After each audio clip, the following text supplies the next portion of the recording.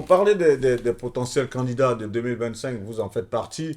Charles Blé Goudé le dit, tu veux l'entendre, 2025 ne se fera pas sans lui. Quel commentaire là-dessus? Écoutez, qu'est-ce que vous voulez que je dise? Déjà, Charles Blé Goudé, c'est mon frère de Guibérois.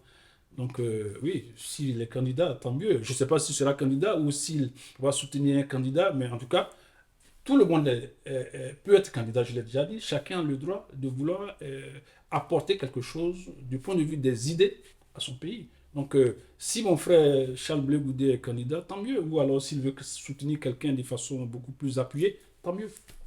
Le président Laurent Gbagbo, forcément, il est candidat. Alors, Il a été investi lors de la oui, ça convention du aussi, PPACI. je vous Un mot informe là-dessus. que je suis idéologiquement pro Gbagbo. Moi, je ne l'ai jamais caché.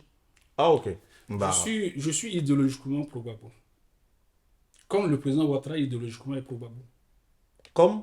Le président Ouattara, idéologiquement, est pro Gbagbo. Comment ça? Dans quel sens? Oui, Gbagbo, moi, je suis idéologiquement pro Gbagbo. Gbagbo, parce que pour moi, Gbagbo, Laurent Gbagbo est une école de pensée. Moi, je ne vois pas Laurent Gbagbo comme un homme politique.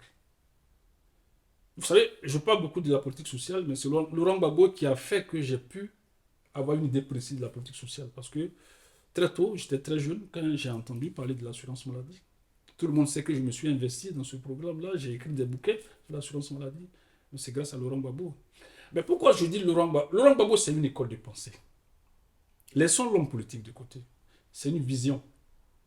Laurent Gbagbo a parlé de l'assurance maladie, l'AMU, déjà en 88, je crois. Enfin, à ma connaissance. Mais au moment où il parlait de l'assurance maladie, je vous assure que la communauté internationale était pour la mutualité sociale de santé. C'est-à-dire comment financer la santé. Laurent Gbagbo a dit qu'il faut une mutualisation au plan national des ressources financières pour financer. Il faut une solidarité nationale pour financer l'assurance maladie. Celui qui est malade, on enlève un peu, on lui donne. Or, en ce moment-là, on venait de connaître ce qu'on appelle une conférence qu'on appelle l'initiative de Bamako en 87 à Bamako, qui a supprimé la gratuité des soins que le président Houphouët-Boigny avait mis en place et qui a mis en place le recouvrement des coûts, pas seulement en Côte d'Ivoire, mais dans tous les pays africains. Et Laurent Gbagbo, il a ramé à contre-courant. Il dit, moi, je ne suis pas pour la santé communautaire, je ne suis pas pour la mutualité sociale de santé, je suis pour l'assurance maladie universelle.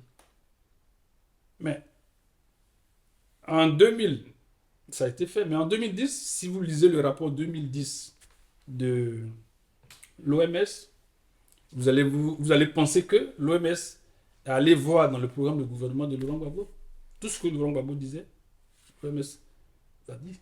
parfait. Il a eu raison, je n'ai pas fini rapidement. Allez-y. Allez-y, non, allez-y. Donc, Laurent Gbagbo, je ne peux pas dire qu'il a inspiré l'OMS, mais en 2012, Assemblée générale de l'OMS, de l'ONU, couverture santé universelle, ça encore, on parle de l'assurance maladie. Donc, Laurent Gbagbo a eu raison plus tôt. Mais le président Ouattara, il n'avait pas en 2000, moi j'ai son programme de gouvernement, il n'avait pas de programme de CMU. C'est quand il a vu l'AMU, quand il a vu que les populations attendaient ce projet, ont bien accueilli ce projet, qu'il a introduit en 2010 la CMU. Sinon, en 2000, il n'avait pas ce programme. Vaut mieux tard que jamais, donc, certainement. donc, Laurent Gbagbo l'a inspiré. Ah, Voilà, c'est fait pourquoi vous dites qu'il est pro-Gbagbo. Donc, Laurent Gbagbo l'a par inspiré. rapport aux politiques, à la politique, à certaines politiques qu'il a pu lui inspirer dans son gouvernement. Laurent Gbagbo l'a inspiré sur l'assurance maladie. Bon, ça c'est le premier point. Le second, quand Laurent Gbagbo est arrivé, il a la caisse autonome d'amortissement, Laurent Gbagbo l'a transformée en Banque nationale d'investissement, BNI. Il y a eu d'autres banques publiques. Oui. Le président Ouattara, en 2000, devant le patronat français, en janvier 2012, pardon, il a dit que les banques publiques n'ont rien à voir dans l'économie d'un pays. C'est dépassé. Qu'il va privatiser toutes ces banques-là, il va liquider ce qu'il faut liquider. Qu'il ne veut plus de banques publiques. Mais quand le monsieur Ouattara est arrivé, il n'a liquidé qu'une seule banque, la Banque pour le financement de l'agriculture. Les autres ont été conservés, ça c'est bien. Mais il utilise même, ça a bien fait qu'il a été, mais il utilise même la BNI, la Banque nationale d'investissement, pour racheter les filiales de la BNP, la BCC. Mais c'est-à-dire qu'il s'est contredit. Mais c'est que Gbagbo avait raison. Deuxième point, Gbagbo l'a inspiré. Donc quand je dis qu'il est pro-Gbagbo, idéologiquement, peut-être qu'il ne le dit pas, mais Gbagbo l'inspire.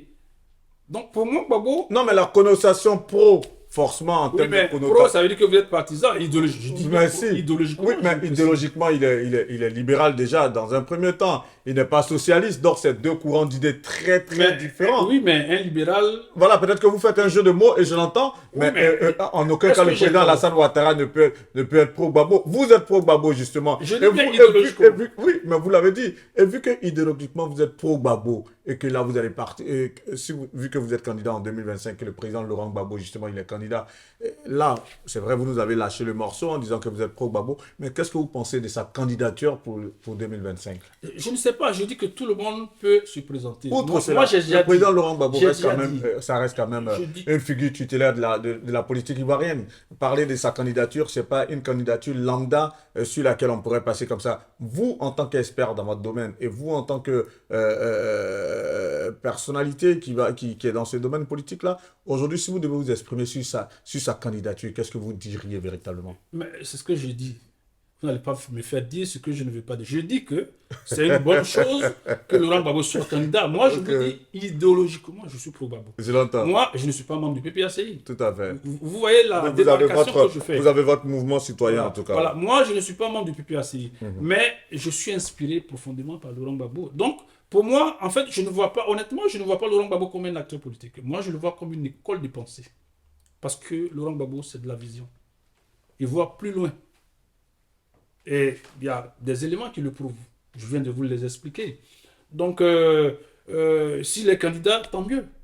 Mais bon, je vais le croiser aussi à l'élection présidentielle. Parfait. On va vers la fin de cette interview. Justement, le président Alassane Ouattara, jusque-là, il ne s'est pas déclaré s'il est candidat ou pas. Au niveau du RHDP, on ne voit pas des velléités de candidature non plus. Cette situation un peu, qu'est-ce que vous pouvez dire là-dessus par rapport au RHDP? Ben, sans doute, peut-être que vous attendez que quelqu'un du RHDP vienne là, à ma place, pour lui poser la question, parce que honnêtement, je ne peux rien vous répondre.